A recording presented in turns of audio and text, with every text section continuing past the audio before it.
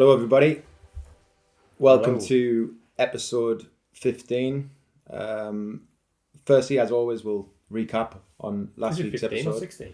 15? It's 15. 15. Don't do Yeah. that to me, mate. Don't do that to me. 16. Episode 15. 16. This is 15. Are we just going to edit it out? Yeah. Whichever one's right. So last week was episode 14, and unless Barry's been cheating on us, we haven't done one in between. So this is episode 15. Anyway, last week, episode 14 was P. Jessup Stop Myth Busting. And literally a week later, from Saturday, we've done another one. So we're laughing, really. We're on a roll here. But firstly, last week's was P. Jessup Stop Myth Busting. Yeah.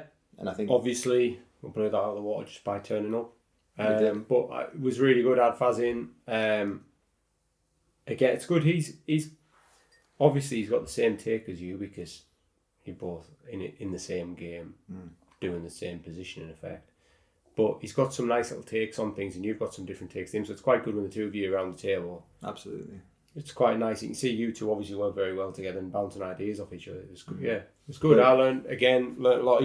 He's quite good in the same way you are as breaking things down to like granular level and making it quite easy to. But that's why we work well. And then you've got like Bushy, who's the traditional mortgage advisor, who he'd agree. So Ian will appear at some point, and it'd be fascinating because he's the traditional mortgage advisor that's had the influence of Faz and I suppose myself for the last 10 years, where he's benefited from that as much as we benefit from the way that he works. The three of us are literally on that scale, and it works so well. And the good thing about last week's podcast was that there was no subject, and we probably teed up another 3 or 4, 5 new podcasts that we can myth bust. Which does lead us on to today's episode, which is you don't need income protection. And so that I'm not trying to kid myself and kid our viewers and listeners, we've brought in Joe, our protection expert, who runs the protection side. Good morning. Is this your second or third? My second. Just your second now? I could have sworn you've been on 3 times. Yeah.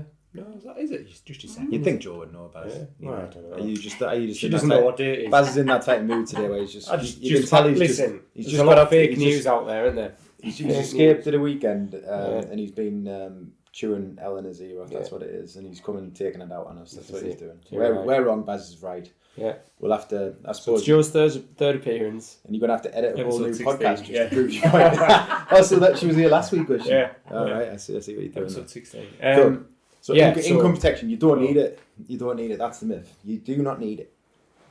Right. So, as like a punter, as just normal Joe Public. So you're working every week, all year for an income, right, that you get. Yeah. Surely,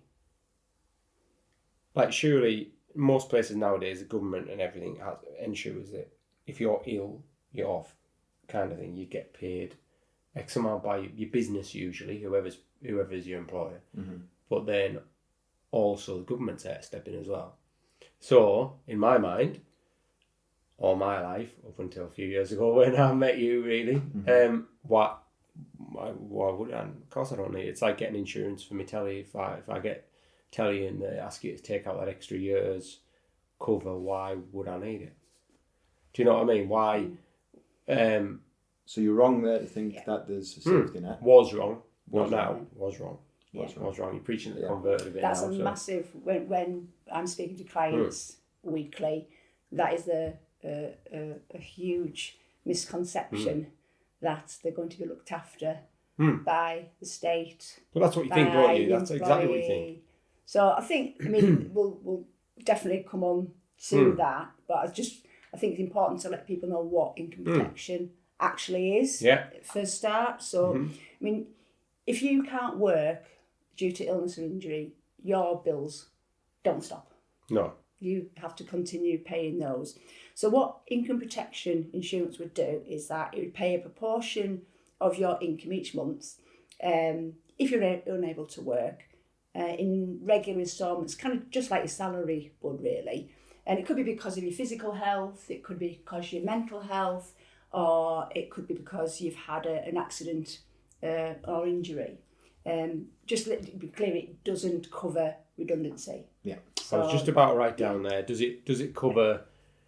I know that in previous jobs I've had, not necessarily with me, but with other sort of staff in like backroom staff or factory staff, if it's quiet, sometimes you might be almost like furloughed but not paid. You know what I mean? Do you know what I mean? You used to have it back in the day, so it was unemployment cover. Right. But the fact is, even the insurers, so the providers that we have that do income protection have all stepped out of that market, so they don't offer it, because it's one hell of a policy that did get used, especially back in the mid 2000s when there was a mass unemployment, redundancies, and those policies were triggered, and obviously the insurers couldn't cope, so they can't see a profit.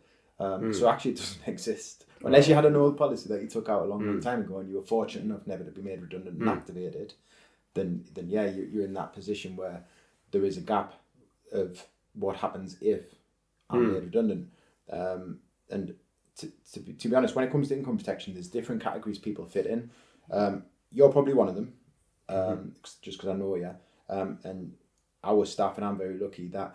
Because you're making me unemployed. No. So income protection is that I'm off ill, or like Joe says, it could be mentally, it could be injuries, it could be back, it could be COVID. Okay, and what happens in that week that you're off, the 10 days that you're off, do you get paid? And that comes down to your employer and your contract.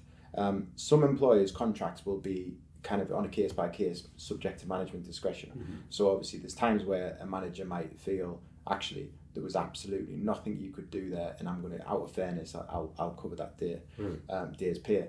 But you're right, the government does step in, but only in the fact that they force the employer to pay statutory sick pay. So basically what you've got to kind of look at, so if you're thinking, well, do I need income protection? It's what does your employer get? So if you're off sick, do you get paid for 6 months full pay? Or do you have to go, or would you have to rely on statutory sick pay straight away? Yeah. Okay. Now, are you aware what statutory sick pay is? What it is now? A week? What would How you much? receive? Yeah, what would you receive? No, but what I do know is, obviously, Paddy keeps harping on about how many kids we've got. I know that Eleanor's always, she's done, being a teacher, she gets X amount of, is it 9 months? Full, or so much of full pay, then it drops down happy. Yeah. And eventually, and that step down on the statutory was... Yeah. So the statutory sick pay now... So I'm going to guess. Can I guess? Yeah. But it doesn't differ by say a week. Anything else. Yeah. Right, a week. All right, £122.50 a week. So £109.40 at the moment, and you get it for 28 weeks. That's which is what? Is that half a year? Is that no? What just over by 2 weeks, so 26 would be. So that's what you'd have to consider if you looking. First of all, your employee, what you're getting. Yeah. Do you get 6 months full, 6 months half? Which a lot of say like in the like NHS and things like that, they'll receive that type. But a lot of employees, you get nothing from day one. So that's one thing to consider. Teachers in the academy. So if you move to an academy for the pay rise, you lose those state benefits like 9 months off sick. So carry on, Joe. Self-employed. No, that's it. Again, are you self-employed or are you employed? Because if you're self-employed, don't get that. Nothing. Yeah, there is would you get that? Would you still? So, but would you get statutory, but you won't get any you kind won't get of... statutory. You don't get statutory? Because you're not paying into the contributions for that.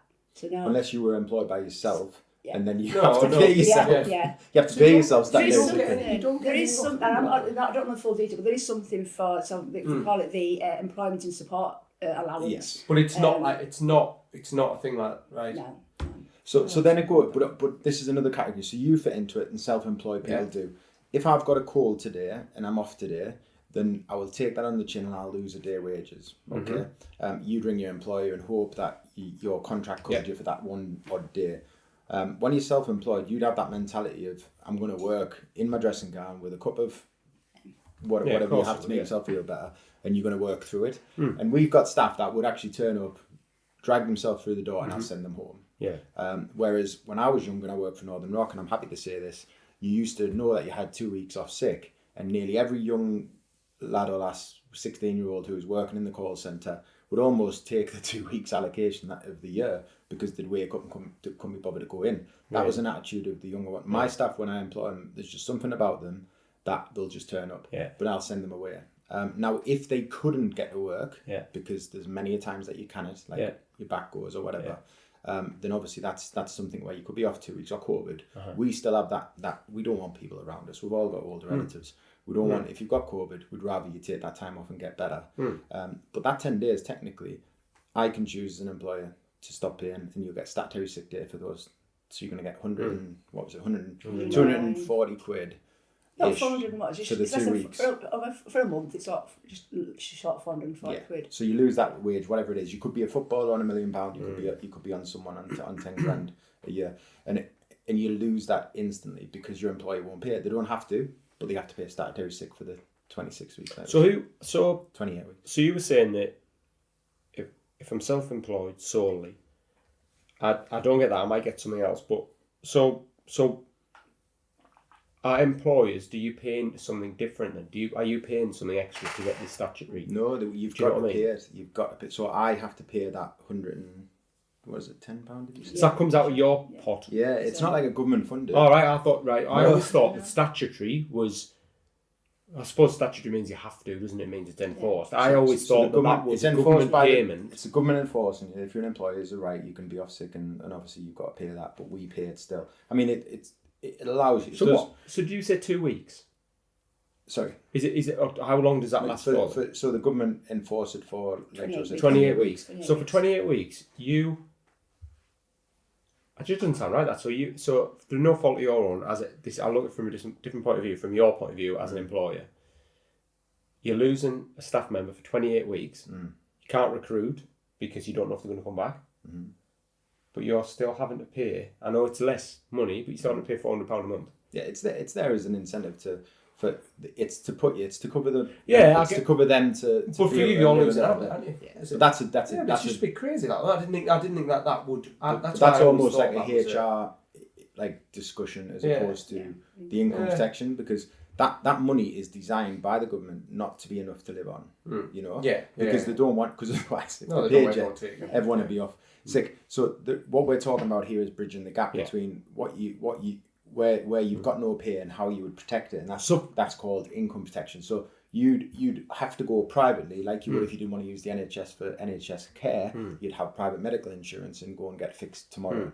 Whereas this is, you're having to fork out of your own money to put a policy in place, X amount per month, to ensure that you bridge the gap. I'll let Joe explain. So if you were off sick, then this is when the it would kick in.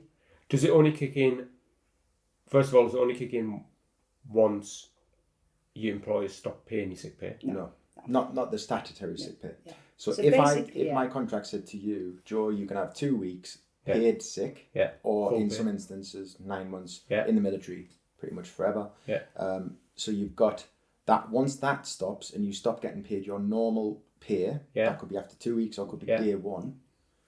This is when this kicks in. So what things to consider when you're doing it is, and this is where part of the conversation I'll have with our clients is, I want to know what their work benefits are, because this has a massive impact on the advice that we'll give. Yeah, of course. So, for example, when you're considering income protection, you want to look at one, how much am I going to need? And a lot of people will base it on their salary, their gross salary. However, it won't pay out. Income protection is not designed to pay out, match your salary. It's going to pay about 55-60% depending on the provider, because the idea is that they don't want you to be better off on income protection, on insurance than you are getting paid. So that's one thing to consider, what you're going to get paid or how much you're going to need. The next thing to consideration is, when do I want it to start? Because obviously all this affect, the premium that you're going to pay to the insurer is all affected by these considerations. So if you needed to start from day one, because you haven't got, your employer doesn't pay your sick pay, then the premium you're going to pay to the insurer, because obviously they know the risk is higher for them, premium is going to be higher for you on that. However, if you say, actually, you know what, I've got savings, I could probably get away with 4 weeks, or I could probably, like I say, if you're a teacher at NHS and you get 6 months full pay, you might they call it a deferred period. So when you're wanting that payment to start, is it straight away? Is it after a month? Can you defer it for 6 months? Obviously, that will have an impact then. The longer the deferred period, I don't need it to kick in till 6 months. Can you also then, if it came to it, like what I was thinking is sometimes I don't know if it is it just with maternity or is it the same with sick pay where they'll say for instance you have a month full pay, then after that a couple of weeks or so half pay. Yeah. So could you then get your policy to start a month, defer it for a month, and then come in just at half? Yeah. The split. They call it kind of I think it's split deferred period where, and again we do it quite a lot for like NHS and things like that, where obviously we know it doesn't need to kick in for 6 months. We know then they're going to get 6 months at half pay, so the first 6 months will just be to top up that half, and then after the year it will then go into their full income protection if they're going to be off for that long. Now your deferred periods could be it could be 1 day, 1 week, 1 month, 6 months. So we'll that's kind of what you're basing those on. And I take it with all of these, it depends how much you're paying. It depends then how much you're going to get, and it also depends how long you're going to get. Yeah. So the next consideration, so we've already covered how much you're going to need. We've already covered then the deferred period. The next one is how long do I want to receive that benefit? So if you say your retirement age is going to be 68, then you could say, I want that policy to pay out continuously from up to retirement age. Again, that's going to have an impact on the premium because the risk is there's going to be a lot of payout by the insurer. So the premium, your monthly premium is going to be higher. Right. A lot of people now will go for, you can do a shorter payout plans, so people can do it for 12 months, 2 years. So we'll get a lot of people, and that brings the premiums down because they'll say, actually, you know what, I'll do a deferred period for 4 weeks. I won't get paid for the first 4 weeks. Then it can kick in. But you know what? I'm going to have a payout for a 2-year period. So obviously that's not going to cost the insurer as much over the 2 years as it would if they had to pay out. So there's a lot of flexibility with income protection. That's why it's quite, it is good. And again, having that alongside a critical illness policy is fantastic because you come on all bases. Like you can't ever tell someone what's going to happen. That's the thing. You haven't got a crystal ball. So all you can do is give them your best informed absolutely advice on it, can't you? It's quite complicated. It can be quite a complicated one to explain to clients as well. I mean, one of the things I'll ask is, are you wanting your premiums to start lower and then increase? Yeah. Are you wanting your premiums to be standard all the way? So you know what you're paying all along. Or do you want to index link so it's going to combat inflation later on? So there's so many options that you can kind of consider to bring it into a price bracket. So more manageable. Yeah, I mean, people will say, "Well, what is how much is it going to cost for income?" Everyone's different because it depends on how much you're wanting. Yeah. If you're wanting a short-term payment plan, if you're wanting it, what your deferred period is. Also depends on your job as well. So I think there's 4 levels of if level 1 is obviously a lower risk like office space. And it goes up to then, level 4, probably like farming, builders, and they will pay, obviously, that the level 4, there's a higher risk, so therefore it'll be a... And so, like with that, would you have to get like a dual policy if you want to cover both of you? So say you're married and you want... It does 2 separate single policies, because it's... And so what would happen if I covered myself and then my wife was ill or... Yeah, it doesn't. It wouldn't. It's covering you only. It's not like life insurance or critical illness insurance because it's dependent on your. So is that the difference between critical illness? Because your jobs are completely different. You can't. So what was the cover that we always ignore critical illness for now, but we'll mention it a few times. Yeah. Critical illness is a payout, lump sum payout, tax-free payout, that you'd get when you have a critical illness. Now, a critical illness, and we'll talk about this, is. Income protection is designed for anything but a critical illness. It is actually designed as well for critical illness. And if you've got that plus kick, critical illness, and income and life insurance and family income benefit, you've protected all bases apart from redundancy. You've covered that, but you go and get another job. That is the brutal truth. Is you get made redundant, you'll have a redundancy package of whatever it is, and you'll go and get another job because that's how you fix it. That's your policy: is get out there and get another job. Not as easy. Yeah. You might have to take a wage cut, but bearing in mind you can only cover yourself for 60%. If you were wanting to put a policy in place, the theory of redundancy is go and get another job. Is that the maximum then? Is 60%? it's a good figure to talk about today. It's round about there, like I say, because they don't want to pay you but more. what percentage of your income goes on bills that you have to pay to continue living? And which probably includes a bit of shopping and a bit of like keeping the fridge full. What percentage roughly would you say of your income goes on to stuff like that? We're going to go in detail on this, Baz, because we're going to use you as a guinea pig and we're going to punch you into the system. But just give us your guess before we punch in numbers. So of my income, not joint income. Of every £1,000, how much gets set aside to pay your mortgage, your bills, your electricity? Not the luxuries, not the trips to parks, not the shopping that you shouldn't be putting on there, but the everyday groceries, milk and bread. So does this include like mortgage and stuff as well, or not? Or just right? So travel, petrol, things like that, utility bills. Not holidays, not savings. I don't know. You probably think it would be 50% or something. Right. Okay. Cool. So there you go. 60%. If you think 60% is designed to cover the bills. Yeah. So you can continue living. So basically, sitting in bed. Getting better, but you've still got your bread, you've still got your water, and you've still got the petrol in the car to take the kids to school. Yeah. The luxuries have stopped. So technically, like COVID, we all saved money because we couldn't spend the luxuries. Some people did. Like obviously Amazon took over about 2 months in when everyone needed a new barbecue and stuff like that. So that's interesting. You're saying 50%. Just off the top of my head, I would say. What is the likelihood you think of you being off one day's sick? See, I'm one of them. I'm always ill, but I always do what you say that you shouldn't do. I always try and drag myself. You just drag yourself. So I'd say the likelihood of me being, but then you just don't know, do you? You don't know. I mean, likelihood would be the same as anyone else, won't it? Yeah. I'd say because we're gonna tell you the actual things when we do it. Right. So this is me guessing. You right. guessing. I would say likelihood of maybe what is this per year? Days per year or what? Or is that how it's going to work, Joe? No, well, do you think there's a kind it's just a percentage chance. There's a what are the chances? Percentage chance of me being off ill. If what's the chance of being able to work for? I mean, that calculator goes off basis on a month. Yeah. Okay, so in a month. For one month off.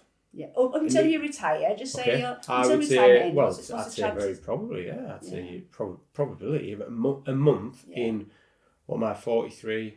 If we say I'm working till, even if you say 65, what's that? 32 years. Yeah.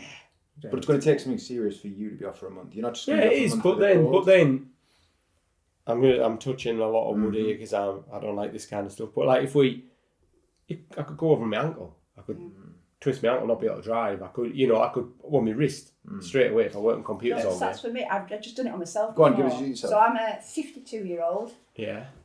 Never. I am. Well done, Paddy. You're meant to chime in there as well. Go on then. And obviously I'm 52-year-old non-smoker.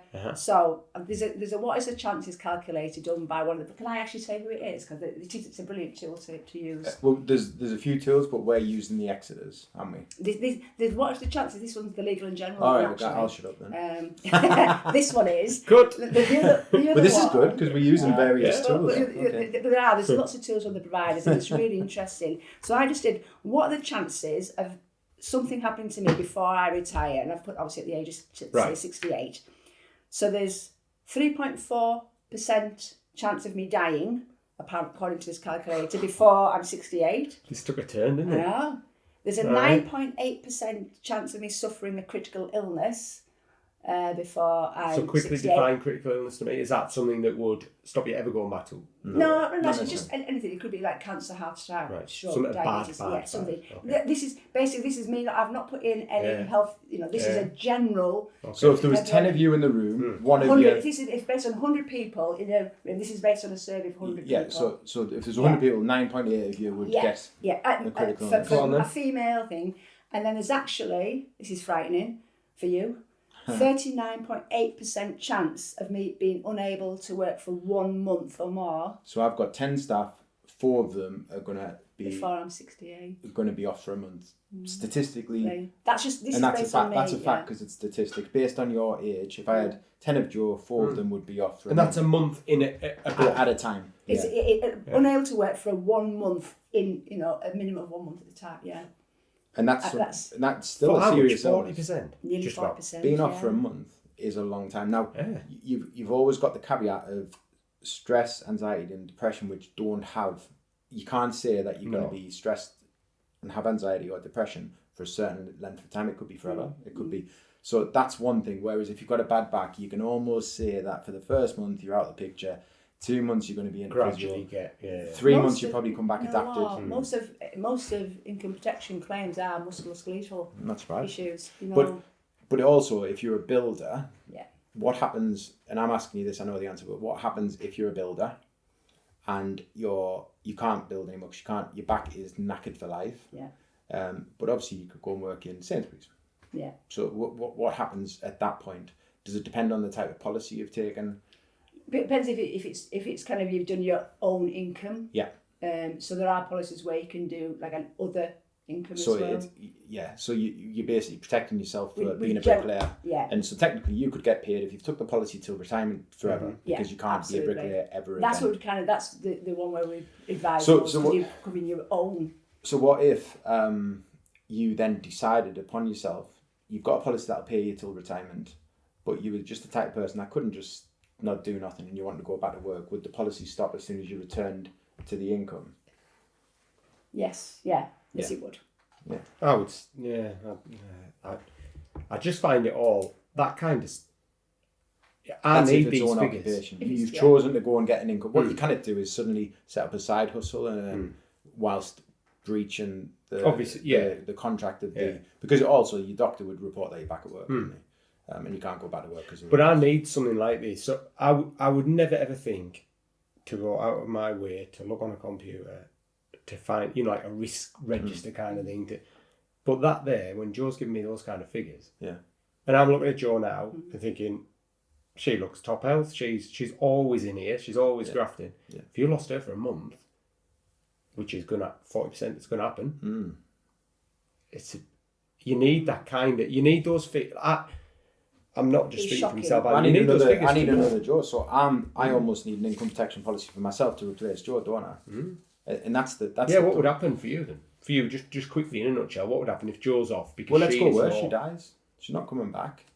You know what I mean? So obviously she's got a policy there that is an income protection. If you died, that's when you're relying on your life insurance. Okay, so for me as an employer, then I've got to replace Joe. But also you've got the fact that training and things like that. So as an employee, that's a different chat about business insurance. I mean, that's key person insurance. That's this executive income protection as well, which would pay.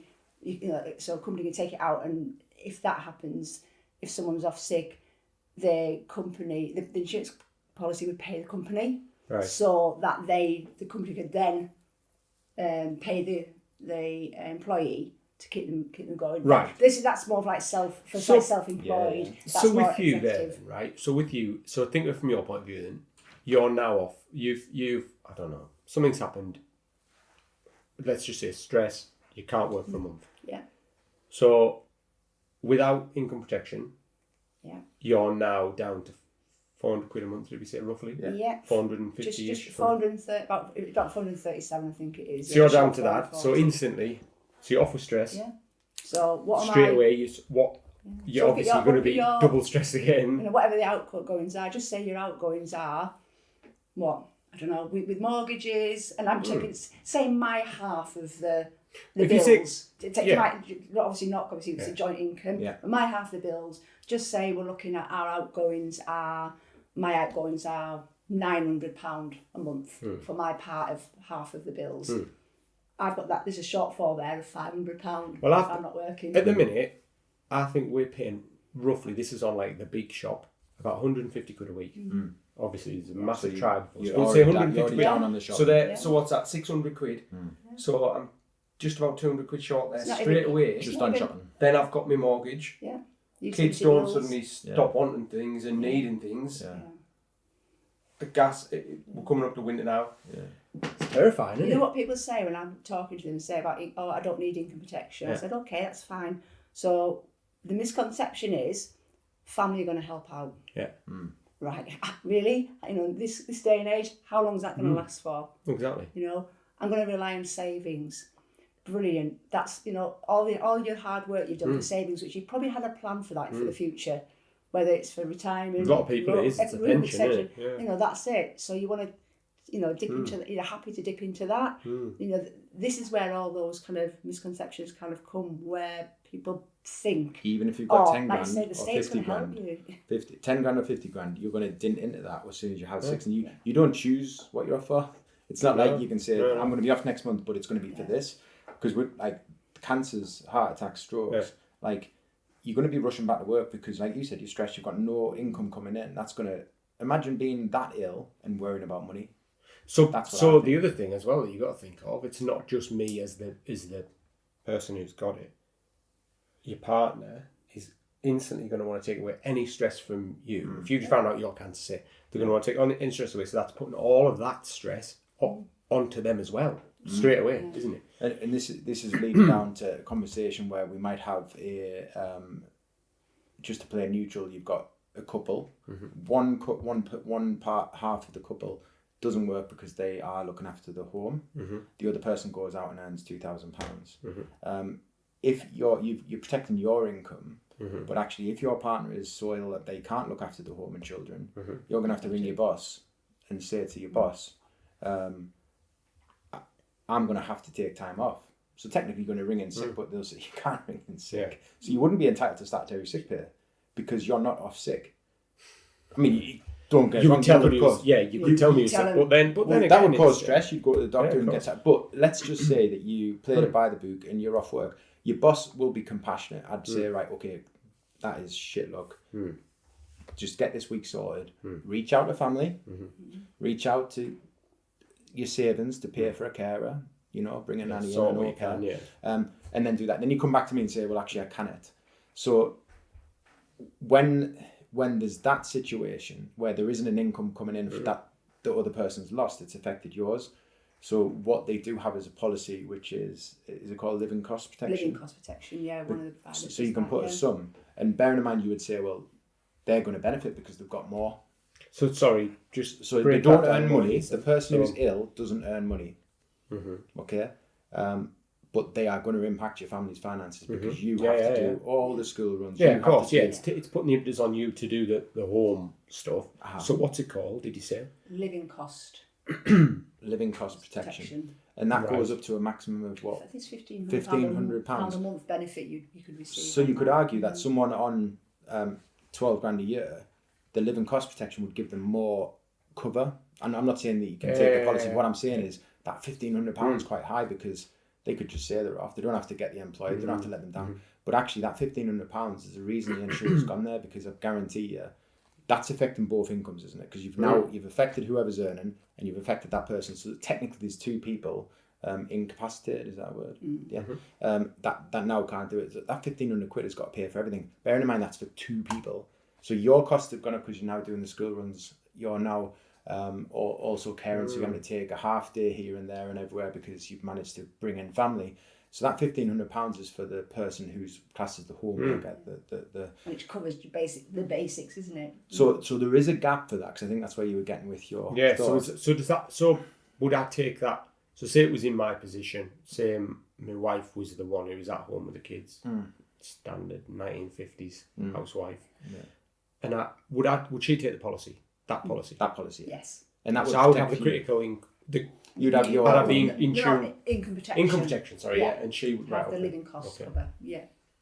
And absolutely. I didn't know if that was something that was like an add-on that would cover someone, as I was saying. I mean, you kind of... You'd say it as an add-on because Joe would build it into your policy if you had that scenario, and we'd talk about that, because that's huge. Especially self-employed, how do I come to work if my partner is in bed for 2 months, unable to do a single thing? And that's huge, because then you've got to do absolutely everything, but it means you can't do your work. And unless your employer is going to be your best mate and say, don't worry about it, and that could be cancer, that could be trips to take in your partner to the RVI every however often you go.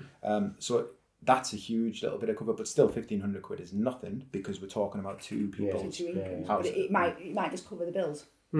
Basically, that's it. But it might stop you going into debt. Let's make this interesting. Before we do this thing of jumping on and using me as a guinea pig, can I just go back to? Do you know what the minimum wage is now, roughly? Do you know what? What, So what what you would get. So what annually?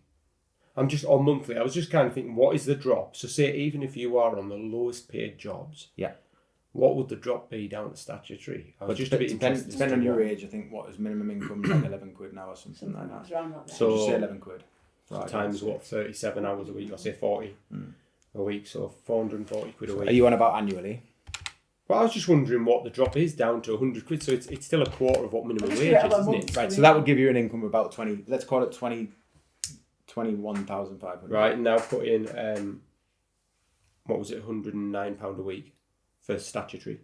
So you're looking at the looking at the drop. So just wondered what do they receive monthly? So that's monthly gross, so 1,700 after you've paid tax and that, we'll call it 29%. So we'll do that. So I would have. So you're getting your bang about 1,270 quid. That's about the average if you're on minimum wage working the full time. And you're taking minus that 437. Yeah, it's around that there. So you lost about 1132. This is what we're guinea pigging you. That's on the bottom. That's on the bottom. So you've got of legal pay in effect, isn't it? That's the bottom. That's what you're going to get statutory pay. Yeah. No, what I'm saying is that's the kind of lowest wage you should be getting paid really in Britain now, isn't it? Yeah. Yeah, and you're if you're full time. Yeah. So what did we say there? Was it 30? What was it? 11? It was about 1,300 altogether. You came out, wasn't it? Was that the monthly fee? No, that's after you've taken off the 432. So you've got to stay at the level you were at before. I know obviously you can cut back on little things and stuff, but let's switch off this, because that's minimum pay is also to 16 hours. It's to people who are on 30 hours. So there's a complete different. Let's throw you in. Yeah. So we're not getting your, because obviously you've got an employed job and you sit next to people in a desk. We don't want to be disclosing your income because you paid bags very low. Let's go back to when you worked for Reeds, which is when you learned how to do Photoshop.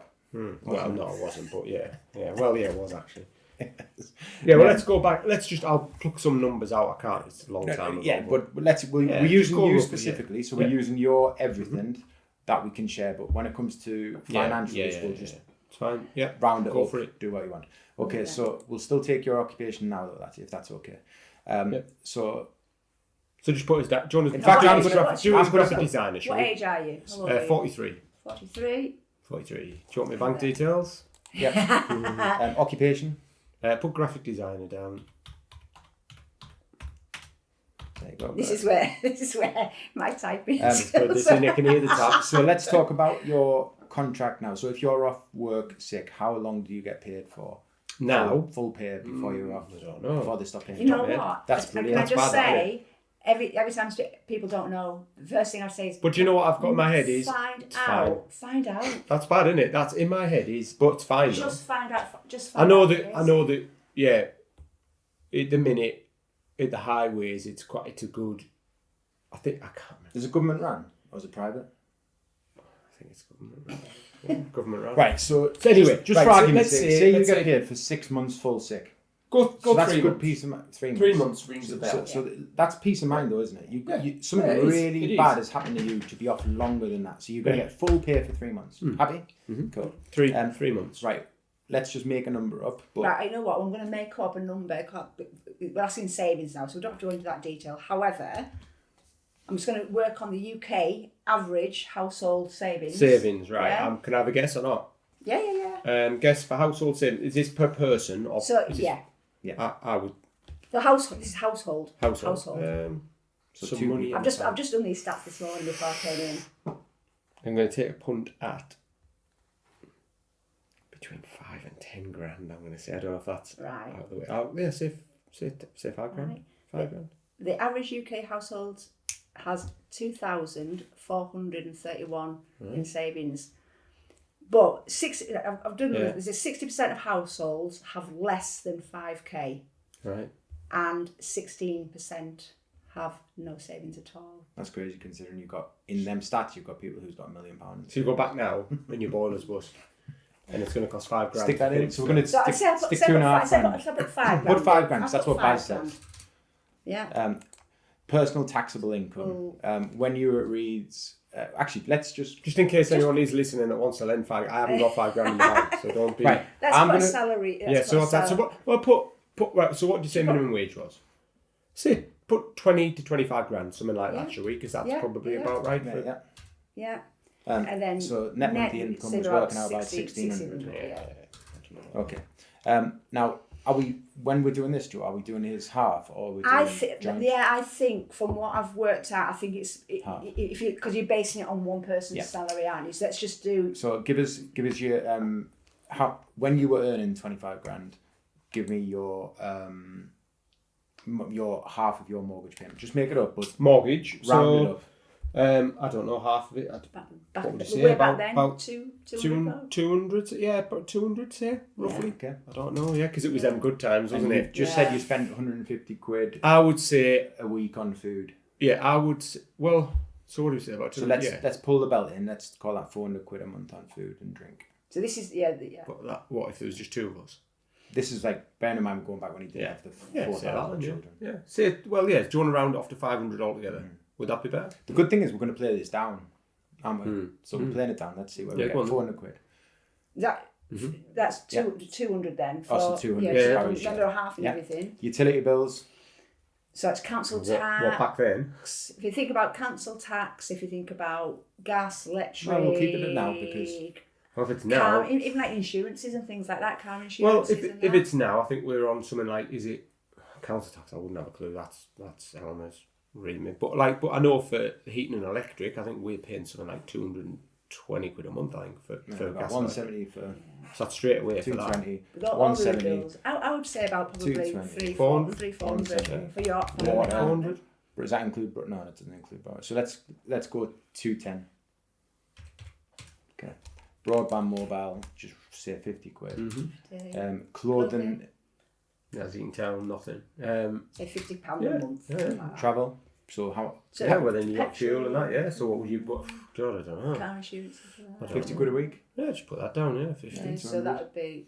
It's terrifying. Just even these numbers. Socialising. So put your zero down. Yeah. At the minute, zero. What back in the day? At least £10 a week. 50 quid a week. Yeah, 50 quid a week. And that's for like going. And that's for me, couldn't it? That's for you personally as well, though. So that would be 200, down. Wouldn't it? Yeah. Right, create the report. So we're doing it here. So you're a male, 43-year-old, monthly income 1,600 quid, monthly outgoings 1,110. That added up quick. It's your half. So savings of 5 grand, and you got. Did you say outgoings there?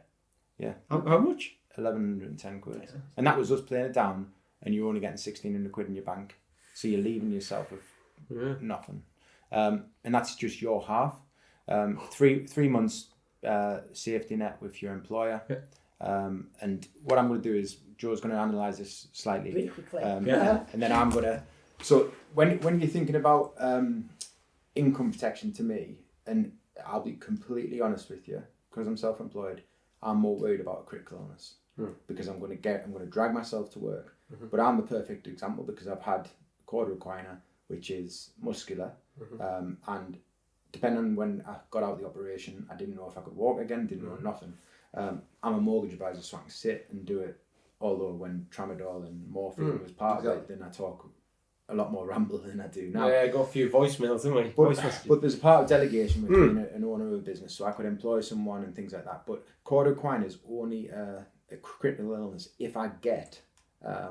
If I'm completely unable to do 3 of 5 everyday tasks, like get myself ready, wash myself, feed myself, things like that. So obviously I'm not at that stage. Also, it's just on one leg. So I didn't get a big lump sum payout like critical illness does. But if it was cancer or heart attack, I'd have that.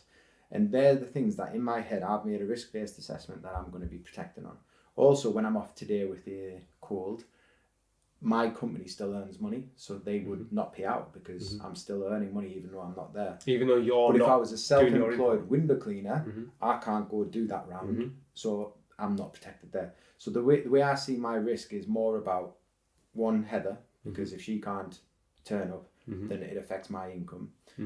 Life insurance, if I'm dead, I can't do much, and neither can I do it if Heather's dead. And critical illness, I don't want to be thinking about money when I've got a heart attack problem or cancer comes into play. So I'm protecting the really bad things. But actually, we could sit and do this on me, and I could be off muscular, strapped into a bed, not being able to move, probably unable to wash, needing a carer 24/7. And that is a possibility. And critical illness would pay out, but that's me probably done for life. If I can't walk, I can't walk. You're paralysed. So that could be me. So at some point, I'm not even able to come in and have face-to-face meetings with my staff and things like that. So it could affect anybody. So I do have a gap. Some people look at it and it all comes down to a monthly premium. Is that something I'm willing to risk and be able to do? And that's where we can use this as a tool to highlight your disposable income, because your disposable income was roughly 400 quid a month there. And that's how much you've got left. And for a household, can you... And that was conservative. That was just being conservative. Can you save even 5% of that, 20 quid a month, to put yourself a little bit of peace of mind to cover this and make this last longer? So that's what income protection does. It bridges that gap between a really big serious illness, because there's no point having just income protection if you're worried about those things, because that's only going to bring you statistically to a what if, because we're going to highlight here the serious stuff where, yes, it'll pay you to retirement, but we've already talked 60% of your income isn't enough. So we'll go through this now. Go on then. So I'll just do pick up the highlights really of it, or the lowlights. Thanks. So to meet your monthly outgoings during the 28 weeks you are entitled to statutory sick pay, you're going to require an additional £636 a month. That's equivalent to 31% of your monthly salary before tax. So now just a really interesting one and a frightening one. It said life without income protection can quickly lead to debt. So obviously we've put in that you get your 3 months full pay, and then so if your monthly expenses continue at £1,110 a month, your accumulated debt after company sick pay ends could reach £8,000 within 12 months. And that's including that £5,000 savings as well. I don't think they included in savings on that. I'm just kind of... And how long was that?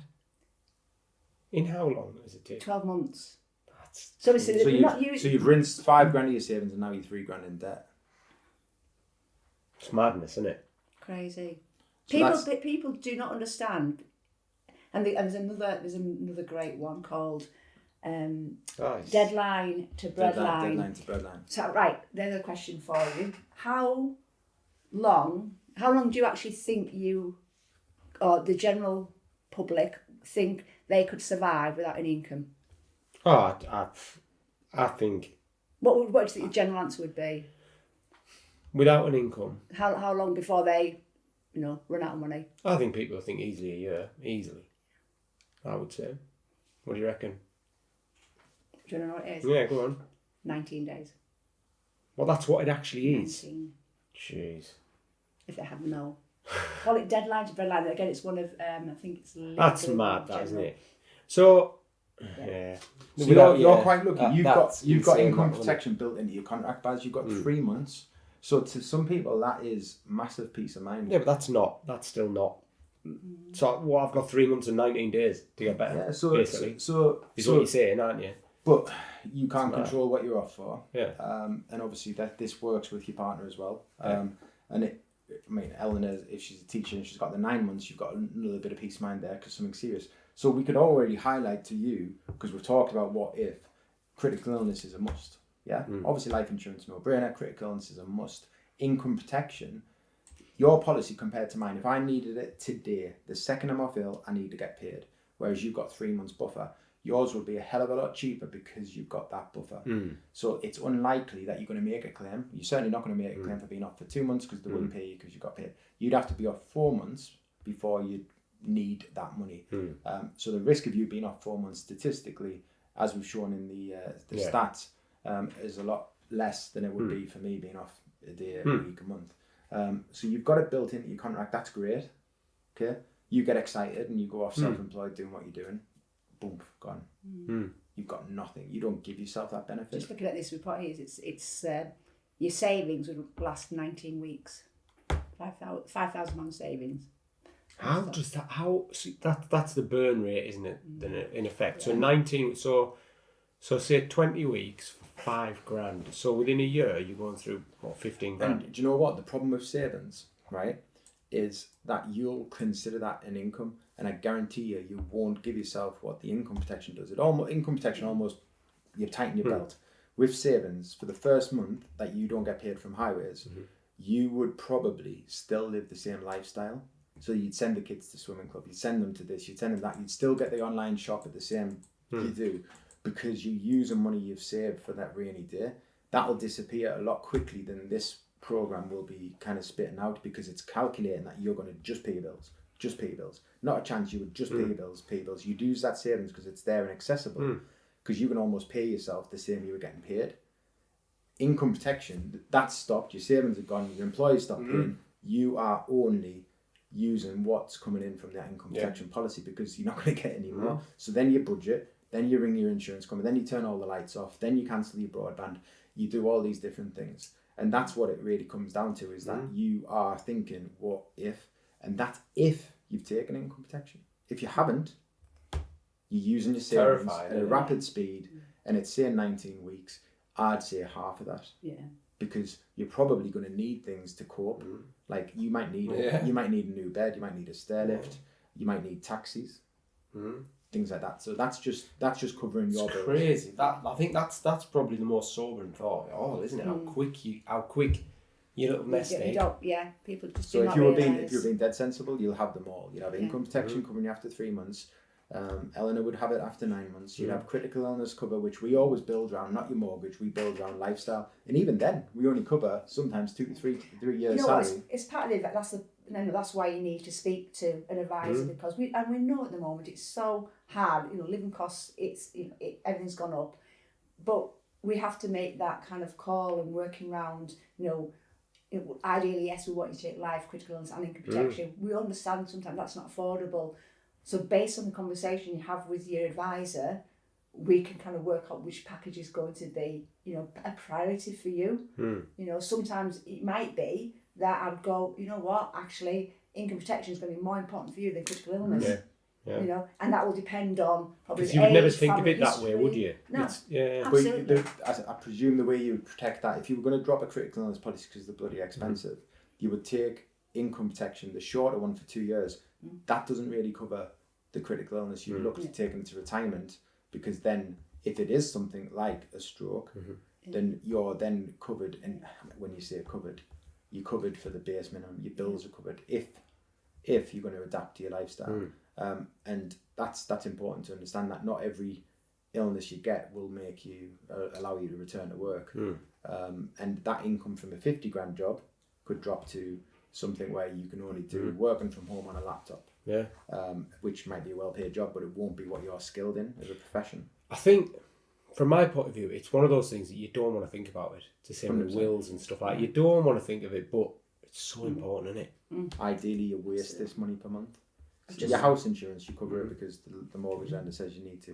You don't want it to burn down, but there'll be statistics of house fires, robberies, floods, and it's all these insurances are there for money but that we would. You buy your car, you have to have insurance, right? So tell me 10% of your mortgage payment, roughly. I don't know. At the minute, probably 70 quid. 10%. That's what I will, as an advisor, that is my starting point. That will cover your insurances. But that's to make sure that no matter what happens to you, keep your house. You can keep that house. That's a rule, 10%. Yeah. Now, that's just a starting point. So some people would see that as a ridiculous cost, but then I'd argue that council tax is 170 quid. I'd argue that your shopping bill was 400 quid. Just cut that down by 20 quid. How many takeaways you have? Coffees. It's one. Yeah, it's mad, isn't it? Really? Just on that, I've just got his the reports brought up how much, based on, obviously this isn't going to give me the percentage. We haven't done any health questions or anything like that. But based on you being fit, healthy, your age, your job, your deferred period, per month, for income protection what it would cost you. What it would cost you. Well, what do you think? I don't know. Well, 50 quid? I don't know. Okay. What did you say? You said 70 quid is what? It's like total insurance, like life and critical illness. £30 a month. That's all it would cost you, and that's 1% of your monthly salary before tax. 1%. Right. So you can buy a protection policy that pays out, and that would pay out £1,250 a month. That's 60% of your salary before tax. whilst you're ill to work. That's based on that, obviously. Obviously, I'm on mega books in real life, aren't I? So, yeah. And I've got loads of savings. But what I was kind of thinking there as well is, like this here, there's nothing... Oh, this is good. Go on. I don't know if I want to hear any more. No. Rather than ask him, just tell him. Well, so income protection. So income protection covers like all diseases. So it's physical and mental health. I think we've got to be really careful when we do discuss the mental health side of things, because if someone's just kind of, on stress, it's got to be a proper diagnosis. Obviously, from the doctor. All of it should be that caveat, shouldn't it? Absolutely. So, but the most common cause of claims, 40% is musculoskeletal claims. I mean, obviously, this was done, I think, 2022, so you're still looking at the COVID. So at that stage, is about 15.8% was COVID, 7.3 hip and knee, 7.3 mental health, 6.4 gastro, 4.6 cancer. All right, see, I thought that would be higher, and I thought that the stress would be higher. Well, if critical illness claims, then...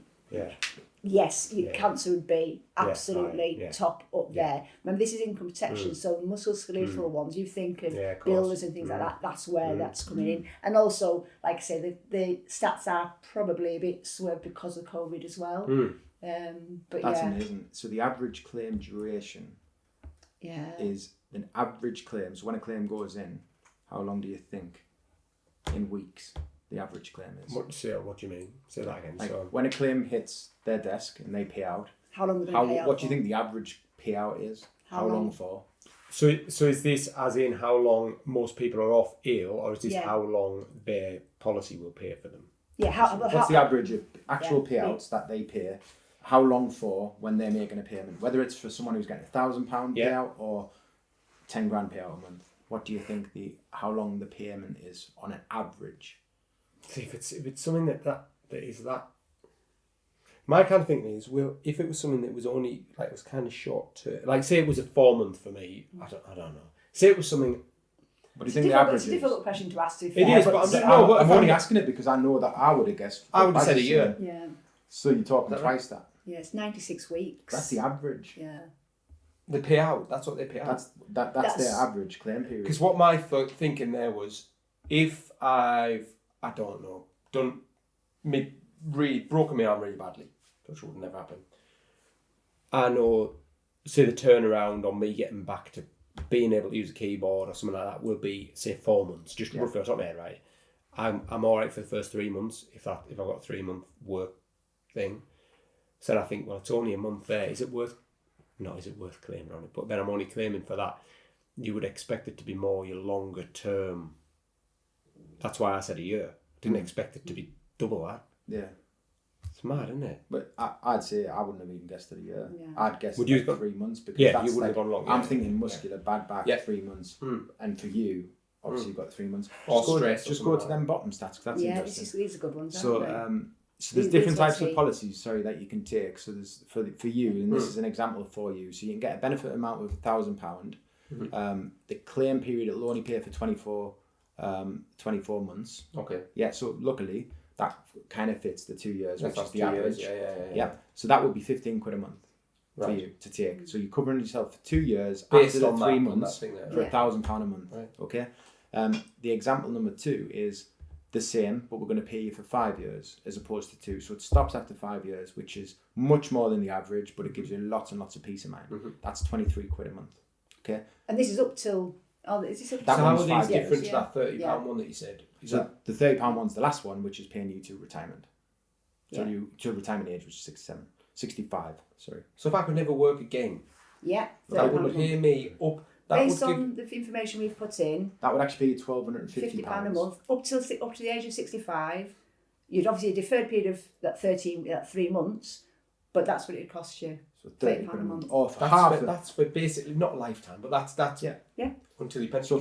So that's an actual TP, like a total permanent disability scenario. And is that fixed? So yes, everything changes. The world goes to shit again. That's getting into where Joe would talk to you about. That's £30 a month for the bog standard. £1,000 a month, which wouldn't be any good at 65-year-old, because by then £1,000 a month would be worth pittance. Yeah, but what I'm meaning is, there's no chance of, if I want to keep it as that,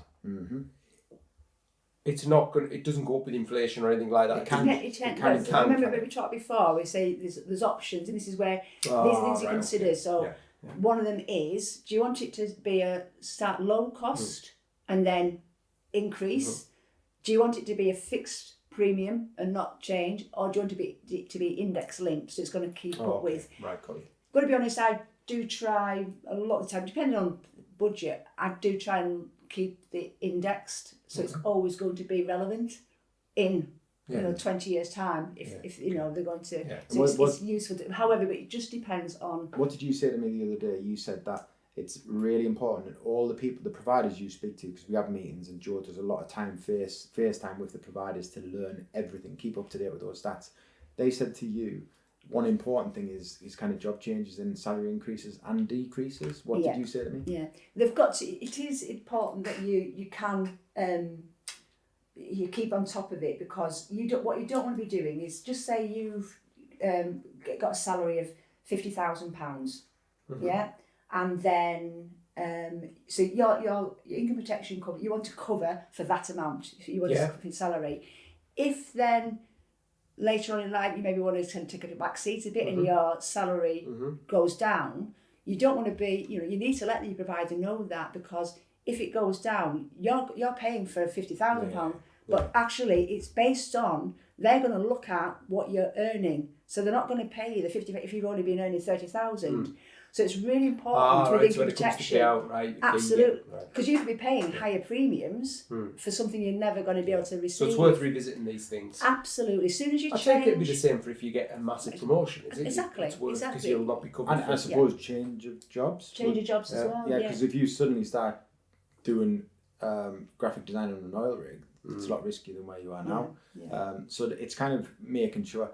I'm very conscious we all want to get back to our families. It's a weekend, so let's wrap it up.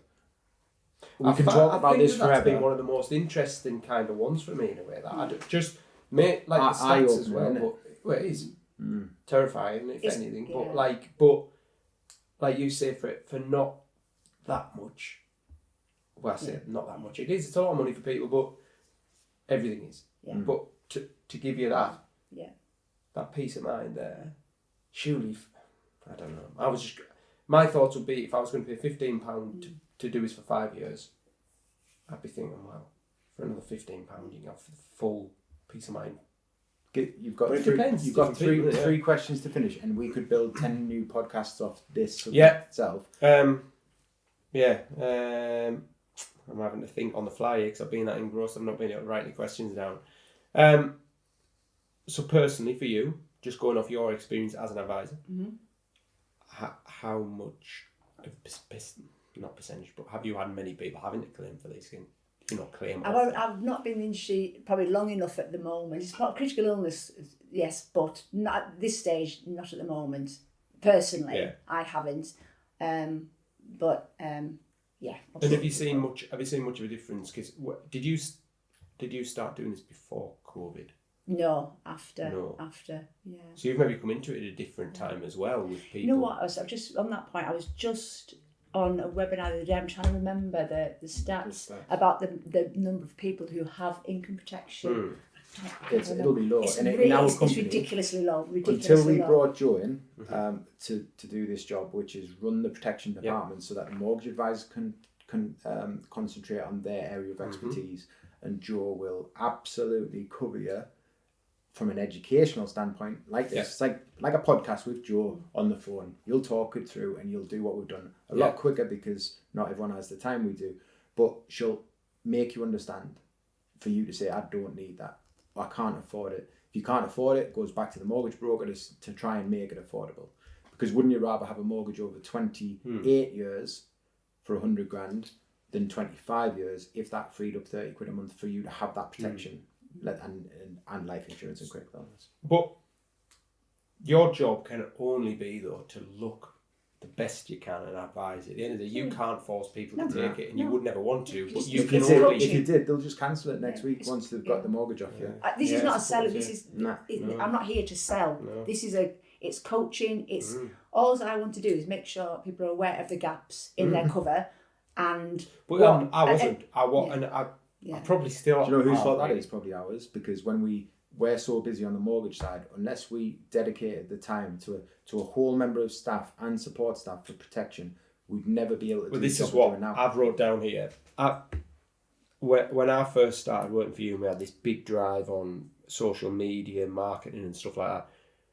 The ones that stick in my mind have always been the like sort of critical illness, you know, the if you can afford, like that one there, if you can afford to pay for Sky, you need life insurance, you know, you should be getting that instead. It's more important. This one, the income protection, is a one that I think maybe we haven't pushed as much. I think this is... And I think we should maybe look into doing that. This to me is I'm kind of more... If I had to choose, if I had to, you know, for someone... You're going to take one. I would... Obviously, it depends on the circumstance. Of course it always does. Yeah. But soon as someone's not got any work benefits, you know, saying no sick pay, I would... Well, there's my other question. Which one do you think? Yeah. But it always depends on the scenario. You can never say. Also, I look at family history. Yeah. Because obviously, when I'm talking to people, I will, you know, have to go through the health disclosures and looking at family history as well. And if there is something there, it might be that actually, you know what, critical illness might be a better option. But then, is it going to be too unaffordable? We're the guilty ones here, and this is P just before Joe came on board, because we are so busy on the mortgage side. The thing straight away was life insurance and critical illness. I call a luxury, and Joe would punch me for saying that, because income protection is built in there, and it wasn't what we don't want to be seen as doing is selling, and we never ever did that. No, but I think education is what you're about, and we're a mortgage company. How does this scenario? How does it change at all if you don't have a mortgage and all you're doing is paying rent? How does that change? Nothing. So should we not? It's a bill at the end of the day. This is why this next year we're going to have a big push on education in income protection, because it's something that some people, if you don't think you're ever going to die, you're definitely going to think that you're never going to get a critical illness, because that would lead to death. And income protection, you're going to just hope. And if you've never been off, you know, and I mean, to me, I think straight away as a customer, what would make me think twice straight away would be if I looked on Facebook and there's an advert of yours, as they always are, just quite basic but hard, you know, a hard fact. And if it said, "Are you a male of this age? I don't know, 40 to 50. Did you know that there's X amount percent statistically over the UK that you will be off?" We don't. Do you know what I mean? I think just something hard hitting like that would make me wake up and think, "Oh shit!" Well, that's why you get, because you don't think of it. You don't. You get Joe. It's like, imagine me giving you a mortgage appointment saying, "So tell us about this house. You're picking the tiles tomorrow. Oh my god, in the garden, and you're going to do this and you're going to do that to us. Can I just quickly talk about what would happen if you die?" Yeah. That doesn't fit. So we do this completely separate. You speak to Joe, and Joe will not be shy about saying, "Right, tell me your income." You don't need to. I know it. Now tell me how much you spend on this, and this. Again, we know it. We've got your bank statements. But we could do protection money. You can come to us for income protection without a mortgage. If you rent, you've just started your first job, and you're thinking, actually, what would happen? So all she'll do is allow you to answer your own question. At the end of it, you'll tell yourself that you need it. The only chance that you're not going to is when you're in a position like a teacher, or you're in the armed forces, because teachers, 9 months, I'm never going to be off that sick long. I need to cover myself for critical illness. Yeah. That's the biggest profession. You're going to get stress, anxiety, and depression, and it's statistically proven that it can lead to that. So teachers are not safe, because 9 months of being off isn't long enough. No, not at all. So, and to me, it's one of these where we need to be doing a job right, and we do. So if you're having a mortgage with us, you will speak to Joe. And it's almost like having to get a hygienist appointment when you go to the dentist, because it's going to make it better in the long. Do you know what I mean? You should get help. It should be just because this affects mental health. Yeah. I guarantee you'd be stressed. Yeah. You'd have depression if you had no money coming in and there was nothing you could do about it. Bearing in mind you're bedbound here, you're not just off ill because you're taking a little bit of a sky. No. You can't work and money stops. So this is what we need to do, and you should have a financial health check, like you should a well-being, like you should a screening from the doctor, because without it, so the only way we can do it is by, when you're having a mortgage, you need to have this chat with Joe, and at the end of it, you can say, "I don't want it, no problem, you sign here, did you understand everything Joe said? Yeah, no problem. I understand that I have this need, but I don't want it. We'll sleep at night.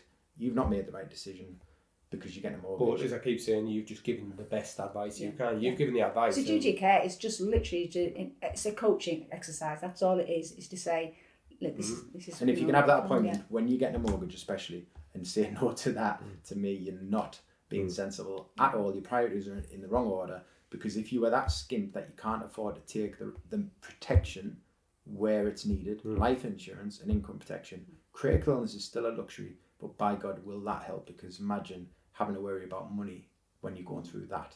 If you've got income protection, you bridge the gap. You got life insurance, you've covered the real worst scenario. But actually, it's an insurance. At the end of the day, it's not a telly. Most people can afford to go out and get another telly. If your telly breaks, it could be a shit one. You could get one off your friend. There's something there. Yeah. You can't get another you to step in. And you'd argue the ones that buy the £2,000 telly can definitely afford to have a premium that covers. Well, here's one, a little closing thought. It's kind of on the insurances, but not, if you see what I mean.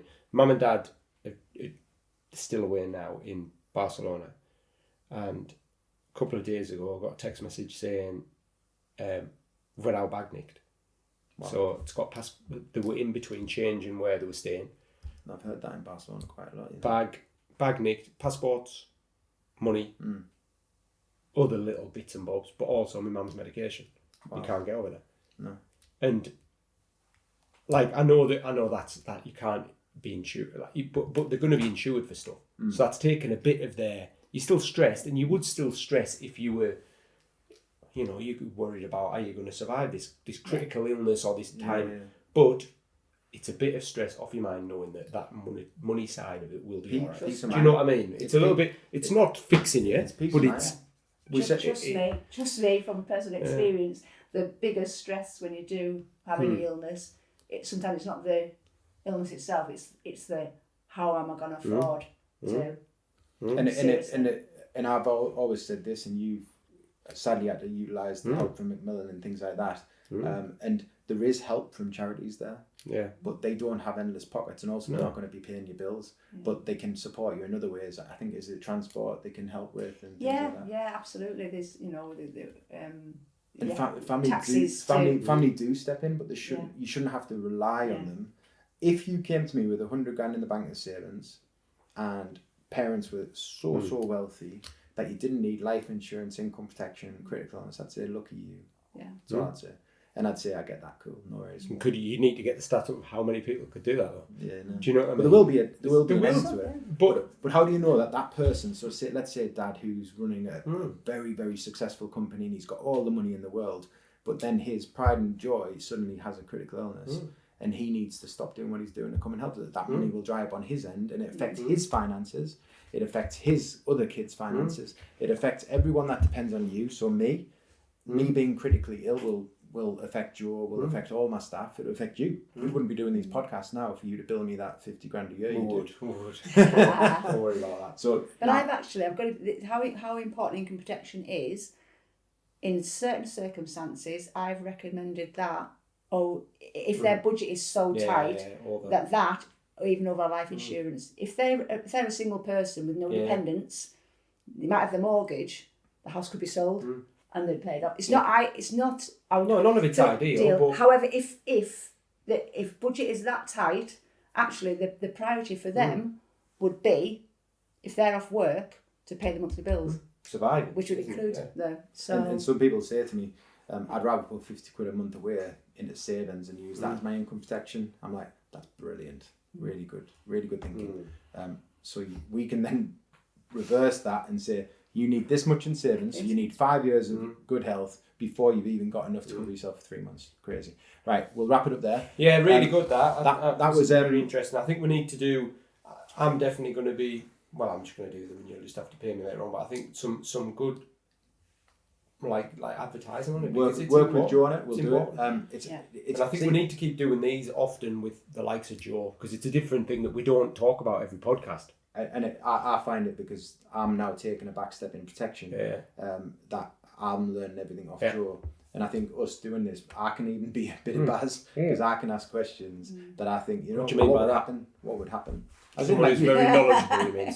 Without your questions, I mean, you do pick up on a lot of stuff now, but without your questions, you're the customer. That's what you are. And imagine if you had no clue whatsoever. This is what I mean. That's why I think the advertising of it's important. Advertising to me is come to our shop and buy this product or buy these products, and then we're just educating. If someone goes away today and speaks to their employer and says, "What happens if I'm off ill for a month? You don't get paid." Look at your contract. Wow. The fact that you don't know. It doesn't have to be advertising your business or service. Advertising Joe's advice is what it is. Yeah. You've got someone on the end of the line. Joe's doing a lot. We're doing a lot on the social media, little snippets, and we're trying to get it out there because people need to know. And like you say, life insurance and critical illness and income protection. As a company, it doesn't make a difference to how much we earn, but life insurance is something that everyone will need because they see death and they think life and they think what would happen. But actually, we've just highlighted this. Imagine being off ill for the rest of your life until retirement and your income dropping to that amount and you're not dead. So your life insurance having paid out, you're a burden, which is more than the life insurance. Sadly, if you were dead, it would be a lot easier. Mortgage would be paid off. That's one bill out of the way. But that income has dropped. Yeah. That's where we talk about something different. Another podcast, family income benefit. Good. No, looking forward to it. Yeah, brilliant. Thank you very much. That was episode 15. You don't need income protection. Don't need to say that we busted that wide open. Yeah. And do you know what? You can do this yourself. You can go online. You can Google. You can find a company that does income protection. You don't need to come through an advisor. So if you're renting and this is tick the box, get in touch. Speak to a professional, use their advice, speak to Joe, don't have to transact. Use that information, go away and do it yourself. Just do it. It's something you should be doing, just like insuring your car, just like insuring your house.